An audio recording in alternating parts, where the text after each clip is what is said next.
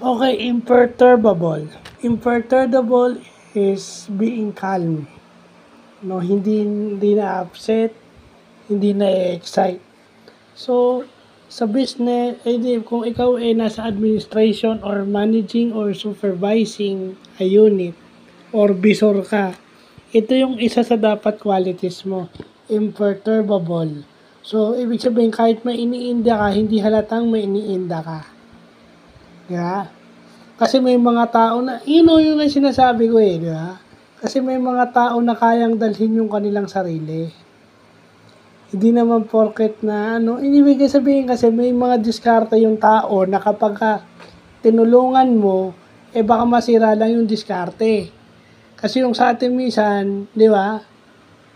Nabuburakot na nga lang tayo parati di ba? Mas gusto pa natin mamburakot, di ba? Yan, yung minsan minesis siya sa'yo, tatawagan mo pa. Ibig sabihin, yung mga ganun, hindi mo kasi alam ang takbo ng tao. Minsan kasi, sige, kung humingi siya ng pero sasabihin mo na hindi yung, di ba, overcommitted ka. Kasi may mga tao na kalmado lang, pero kumikilos. Hindi mo sila kailangan problemahin. Di ba? Hindi porket hindi ka nagpapadama ng kasi may mga taong imperturbable, kulang sila.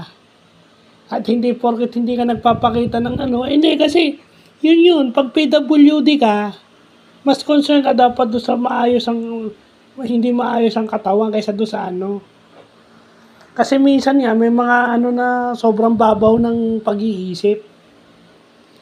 Tapos pag sila nang buburakot, okay lang. So, yun yung word.